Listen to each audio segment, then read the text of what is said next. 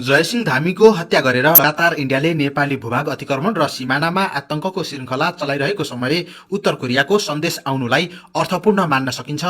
त्यसमाथि सानो भूगोल र थोरै जनसङ्ख्या भएको कारण इन्डियाको अत्याचार सहनुको विकल्प छैन भनेर नेपाली जनतालाई भन्दै आएका नेताहरूलाई भने झट्काका रूपमा हेरिएको छ। इन्डिया आखिर किन अत्तालियो, उसको प्रतिक्रिया के छ? इन्डियालाई खुसी बनाउनकै लागि अमेरिकी सैन्य गठबन्धन एमसीसी को नेपालमा अखडा निर्माण गर्न बाध्यता भएको बताउने नेपालका शासकहरूलाई इन्डियाले लगाउन सक्ने अर्को नाकाबन्दीको सम्भावित त्रासबाट उत्तर कोरियाको सन्देशले पक्कै पनि मुक्त गर्नेछ भने आत्मग्लानी र शरम समेत महसुस गराउनेछ। किम जोङ उनको सन्देशको नेपाली रूपान्तरण प्रस्तुत गर्नुभन्दा पहिले तानाशाहको शासन रहेको उत्तर कोरियाका केही अनौठा र आलोचना योग्य व्यवस्था छोटकरीमा हेरौं।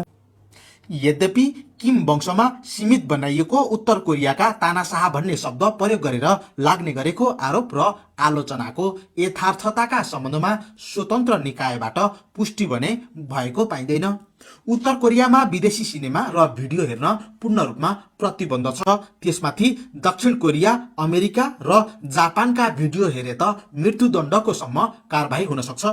यहाँका जनताहरूलाई इन्टरनेट समेत निषेध गरिएको छ भने दक्षिण कोरियाको राष्ट्रिय सञ्जालसँग मात्र सीमित हुने गरी आफ्नै बेग्लै इन्टरनेटको विकास गरिएको छ। सरकारी मिडिया मात्र यहाँका निर्विकल्प सञ्चारका माध्यमहरू हुन्। दुनियाँमा के भइरहेको छ र उत्तर कोरियाका सम्बन्धमा दुनियाँले कस्तो धारणा बनाउँछ भन्ने विषयमा यहाँका जनताहरू अक्सर बेखबर छन्। उत्तर कोरियाका शासकहरू मर्दा त्यहाँका जनताहरूले बलिन्द्र धारा आँसु खसाल्दै रुनै पर्ने बाध्यात्मक अवस्था रहेको मानिन्छ। यद्यपि अमेरिकी मिडियाहरूको यस दाबीलाई अहिलेसम्म स्वतन्त्र निकायबाट पुष्टि भने गरिएको पाइँदैन। किम जोङ उन र यहाँको शासन व्यवस्थाको विरोध गर्नेलाई मृत्युदण्ड दिइन्छ। उत्तर कोरिया भ्रमणमा जाने हरेक विदेशीले त्यहाँको सरकारबाट मान्यता प्राप्त गाइडको सुपरिवेक्षणमा मात्र घुम्न पाउने व्यवस्था छ भने अधिकांश क्षेत्रमा फोटो खिच्न प्रतिबन्धित छ। भ्रमणबाट स्वदेश फर्कने पर्यटकको डिभाइस पूर्ण रूपमा सेन्सर गरेर मात्र स्वदेश जान दिइन्छ। यदि निषेधित भिडियो तथा फोटोहरू रहेको पाइए सख्त कारबाही हुनेछ। विदेशी संस्कृति र पहिचानको नक्कल गर्न उत्तर कोरियामा सख्त मनाही गरिएको छ। उत्तर कोरियामा जिन्स प्यान्टको पहिरन प्रतिबन्धित छ किनभने जिन्स प्यान्ट अमेरिकाको प्रतीकका रूपमा हेरिन्छ। चीन भएर मात्र उत्तर कोरिया प्रवेश गर्न सकिन्छ भने चीनले मात्र रेल र हवाई यातायातबाट उत्तर कोरियालाई छोएको छ। सोभियत संघको विघटन भए पछाडि रसियाको सहयोग बन्द भयो उत्तर कोरियामा भने उत्तर कोरियाको लागि अहिले एक्लो सहयोगी मुलुक चीन मात्र रहेको छ। उत्तर कोरियामा आफ्ना जनताहरूले के पढ्ने र के काम गर्ने भन्ने विषयमा सरकारले मात्र निर्णय गर्न सक्ने परिपाटी छ। कोरिया युद्धपछि उत्तर र दक्षिणमा विभाजित भएसँगै कैयौंको परिवार पनि उसै बेला विभाजित भयो। कैयौं व्यक्तिहरूको परिवारसँग बिछोड भएको छ भने उनीहरूले अहिले 7 दशकसम्म पनि आफ्ना सन्तान र परिवारहरूलाई भेट्न पाएका छैनन्। यो तीतो यथार्थ हो। जम्मा जम्मी 1,20,500 वर्ग किलोमिटर क्षेत्रफल रहेर 2.5 करोड जनसङ्ख्या भएको उत्तर कोरियाको आखिर तागत के हो? आखिर किन उत्तर कोरियासँग अमेरिका डराउनु पर्यो अनि अमेरिकी अपराधीहरूलाई उत्तर कोरियाले किन मार्दैन? कारण के हो? यस बेला खुलासा भएका रोचक जानकारीहरू समेत प्रस्तुत गरेका छौं। अन्त्यसम्म साथ दिनुहोला। विश्व शक्ति राष्ट्र कहलिएको अमेरिकासँग टक्कर दिने उत्तर कोरियाका राष्ट्रपति जो 21औं शताब्दीका एक्ला तानाशाह उपनामले चिनिन्छन्। उनको मासिक तलब आखिर कति होला? विश्वले जान्न चाहेको विषय खुलासा भएको छ। 27 वर्षकै ठिटौले उमेरमा उत्तर कोरियाको राष्ट्रपति बनेका किम जोङ उनले सत्ता चलाउन नसक्ने ठानिएको थियो। राजकाजका सम्बन्धमा उनलाई तयार गर्नै नपाई उनका बुवाको देहान्त भएको थियो। उनका फुपाजुलाई धेरैले भावी राष्ट्रपतिका रूपमा हेर्ने गरेका थिए तर उनले सन् 2012 देखि उत्तर कोरियालाई विश्व शक्ति राष्ट्रका रूपमा अगाडि बढाउँदै नेतृत्व दिइरहेका छन्। उनको मासिक तलब 250 अमेरिकी डलर रहेको विकी बायोग्राफीको रिपोर्टमा उल्लेख छ। सबैभन्दा पहिले उत्तर कोरियाका शासक किम जोङ उन आखिर को हुन्? उत्तर कोरियामा कस्तो व्यवस्था छ? कस्तो छ त्यहाँको समाज यथार्थमा? दुनियाँलाई बसमा राख्दै आएको अमेरिका आखिर उत्तर कोरियासँग किन डराइरहेको छ? त्यसको वास्तविकता के हो? तथ्य र प्रमाणमा आधारित के हो त त्यो सत्य कुरो? अनि अपराधमा संलग्न अमेरिकी नागरिकलाई आखिर उत्तर कोरियाले किन मृत्युदण्ड दिँदैन, जबकि अमेरिकालाई नै उत्तर कोरियाले प्रधान शत्रु मान्ने गर्दछ? आफ्नै नागरिकलाई र अन्य देशका नागरिकलाई जन्मकैद या मृत्युदण्ड या यस्तै अन्य सख्त कारबाही गर्ने उत्तर कोरिया अमेरिकन नागरिक प्रति किन लचिलो भयो? चकित पार्ने यथार्थ खुलासा भएको छ। अन्त्यसम्म साथ दिनुहोला।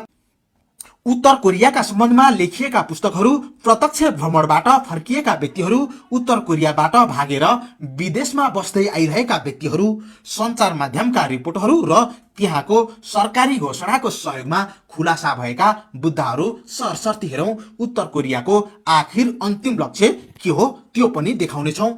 उत्तर कोरियाको स्थापना सन् 1948 मा भएपछि 1950 देखि सन् 1953 सम्म उत्तर र दक्षिण कोरिया बीच घमासान युद्ध भयो। उत्तर कोरिया विरुद्धको त्यस युद्धमा दक्षिण कोरियाको तर्फबाट अमेरिका समेत होमिएको थियो। उक्त युद्धमा सहयोग आदान प्रदान भएपछि दक्षिण कोरिया र अमेरिका बीच थप घनिष्ठता सुरु भएको मानिन्छ। उत्तर र दक्षिण कोरिया बीचको सिमानामा बलिया र सुरक्षित पर्खालहरू लगाइएको छ। यस सिमानामा लाखौं सैनिकहरूले 24 घण्टा पहरा दिइरहेका हुन्छन्। यो सिमाना पार गर्न असम्भव प्राय मानिन्छ। जमिन मुनि समेत माइन बिछाइएको छ। यो सिमानालाई पार गर्न खोज्नेलाई उत्तर कोरियाली सेनाले कुनै सोच विचार नगरी सिधै गोली हान्ने आदेश पाएको हुन्छ। उत्तर कोरियाली जनताले आफ्नो देश छोडेर अन्त कतै जान पाउँदैनन् भने विदेशीहरू समेत बसाई सरेर उत्तर कोरियामा आएर बस्न पाउँदैनन्। अमेरिकालाई उत्तर कोरियाले प्रधान शत्रु मान्दछ। दक्षिण कोरिया र जापान समेत उत्तर कोरियाको शत्रु राष्ट्र हो। जापानले उपनिवेश बनाएको थियो भने अमेरिकी शक्तिको आडमा दक्षिण कोरियाले तनाव दिने गरेको उत्तर कोरियाको कथन छ। यद्यपि जापानले उपनिवेश बनाउँदा उत्तर र दक्षिण कोरिया दुवै सिंगै थिए। यसो त अमेरिकी रणनीति अन्तर्गत वर्षौं अगाडिदेखि उत्तर कोरियामा अन्तर्राष्ट्रिय नाकाबन्दी कायमै छ। संयुक्त राष्ट्रसंघले अमेरिकालाई उत्तर कोरियामाथिको नाकाबन्दी लगाउन सहयोग गर्दै आइरहेको छ। उत्तर कोरियाली कानून उल्लङ्घन गर्ने अमेरिकनलाई मृत्युदण्ड जस्ता कडा सजाय नदिएर सकुशल फिर्ता पठाइदिने गरेको छ। तर यस्ता व्यक्तिलाई लिन अमेरिकी राष्ट्रपति नै आउनुपर्ने शर्त रहने गरेको पाइन्छ। यसरी उत्तर कोरियाले दुनियाँभरि साम्राज्य विकास गर्दै आइरहेको देश अमेरिकाको राष्ट्रपतिलाई झुकाएको सन्देश विश्वभर पुर्याउन चाहन्छ। उत्तर कोरियाले सयौं ब्यालिस्टिक मिसाइल र परमाणु हतियारको सफलतापूर्वक परीक्षण गरिसकेको छ। युद्धको अवस्थामा अमेरिकासम्म मार हान्न सक्ने परमाणु हतियार रहेको अध्ययनको निष्कर्ष छ। यसकारण अमेरिकाले इराकका सद्दाम हुसेनदेखि लिबियाका गद्दाफीसम्मको सत्ता पलट गराउँदै उनीहरूको देहलीला अन्त्य गराइसक्दा समेत उत्तर कोरियालाई अहिलेसम्म पनि कड्के आँखाले समेत हेर्न नसकेको बताइन्छ। दोस्रो विश्वयुद्धको समाप्तिपछि करिब 35 वर्ष लामो जापानी उपनिवेशबाट कोरियाले छुटकारा पाएको हो। तत्कालीन कम्युनिस्ट शासन पक्षधर सोभियत संघ र पुँजीवादी व्यवस्थाको हिमायती अमेरिकाले कोरियालाई विभाजित गर्न खेल खेले।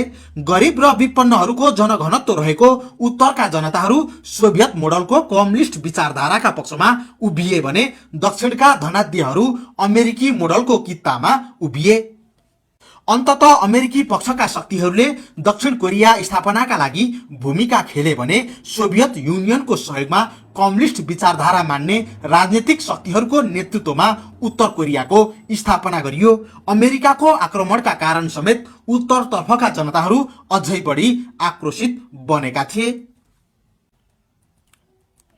रुसी नेतृत्वको सोभियत युनियनको विघटन हुँदासम्म अर्थात् सन् 1991 सम्म सोभियत संघले उत्तर कोरियाको विकासका लागि लगानी गर्यो। तर अहिले उत्तर कोरियाको विकासको सहयोगी मुलुक चीन मात्रै रहँदै आएको छ। अर्कोतिर दक्षिण कोरियालाई अमेरिकाले सधैँ आफू अनुकूल उपयोग गर्दै लगानी समेत उसै गरी बढाइरहेको छ। सन् 1945 मा विश्वयुद्धको समाप्तिसँगै कोरियामा रहेको जापानी उपनिवेश समेत विघटन भयो र कोरियाले मुक्ति पायो। त्यसपछि राष्ट्रसङ्घको झण्डा बोकेर सन् 1948 देखि नै अमेरिकाले कोरियामा युद्धको तयारी थाल्यो। सन् 1945 मा विधिवत रूपमा अमेरिकी डिजाइनमा कोरियालाई विभाजित गर्ने गरी जनमत संग्रहको आयोजना गरियो र युद्धको सुरुवात पनि यहीँबाट भयो। तर रहस्यको विषय यो छ कि उत्तर कोरियाले अझै पनि दुवै कोरियाको एकीकरणको एजेन्डालाई प्रमुख मुद्दा बनाउँदै उठाउँदै आइरहेको छ।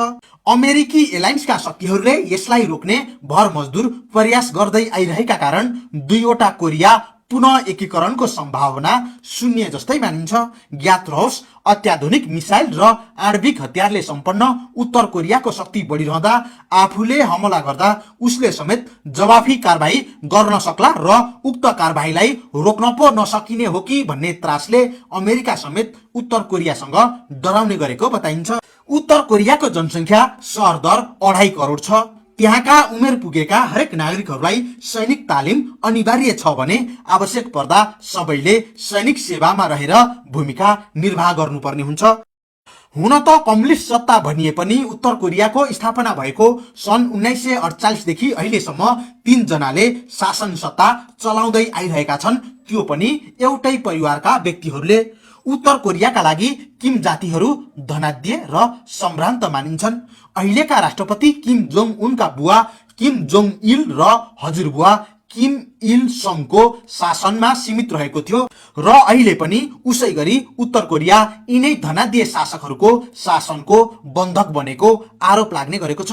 गरिबहरूको अधिनायकत्वको नारा दिएर कम्युनिस्टहरूको नाममा आधुनिक सामन्ती राजतन्त्रात्मक तानाशाही सत्ता भन्दा पनि अझै बढी क्रूर शासन गरेको भन्दै उत्तर कोरियाली शासन प्रणालीको विश्वभर आलोचना हुने गरेको पाइन्छ। शोधकर्ताहरूका अनुसार पश्चिमाहरूले सार्वजनिक गर्ने रिपोर्टहरू अक्सर अनुमान र हचुवाका भरमा सार्वजनिक हुने गरेको यथार्थ एकातिर छ भने अर्कोतिर उत्तर कोरियाका सूचनाहरू पूर्ण रूपमा सरकारद्वारा नियन्त्रित हुने गरेका कारण यथार्थ बाहिर ल्याउन अत्यन्तै लामो समय लाग्ने गरेको छ। अर्को रोचक विषय, उत्तर कोरियाली राष्ट्रपति किम जोङ उनको सम्पूर्ण सम्पत्तिको मूल्य करिब 5 बिलियन अमेरिकी डलर बराबर रहेको अनुमान गरिन्छ। जे होस्, उत्तर कोरियाली शासकको सम्पत्ति उत्तर कोरियामा मात्रै छ, विदेशमा भने नरहेको बताइन्छ। तर किम जोङ उनले स्विजरल्यान्डमा अध्ययन गरेका थिए। तर अहिले उत्तर कोरियामै पर्याप्त मात्रामा विश्वविद्यालयहरू रहेकाले विदेश जानुपर्ने अवस्थाको अन्त्य भएको बताइन्छ। दक्षिण एसियामा उत्तर कोरियाको अत्यधिक आलोचना गर्ने देश इन्डिया हो, किनकि यस क्षेत्रमा अमेरिकी एलायन्सको शक्ति पनि इन्डिया नै हो। किनकि यस क्षेत्रमा अमेरिकी एलायन्सको मुख्य शक्ति राष्ट्र नै इन्डिया हो। उत्तर कोरियाका अगाडि अमेरिकाले नै घुँडा टेकेर त्रासमा बस्नु परेको स्थितिलाई हेरेर इन्डिया समेत उत्तर कोरियासँग अधिक रूपमा आत्तिने गरेको बताइन्छ। तमाम विषयहरूको जानकारीसँगै उत्तर कोरियाको नेपाल र नेपालीहरूलाई के सन्देश हुन सक्छ या उत्तर कोरियाको राम्रो पक्ष के हुन सक्छ अनि खराब पक्ष के हुन सक्छ, नेपाली जनताको तर्फबाट उत्तर कोरियालाई के सन्देश दिन सकिन्छ, प्रतिक्रिया मार्फत आफ्नो मत व्यक्त गर्नुहोला। जय टिस्टा काङ्गडा नेपाल।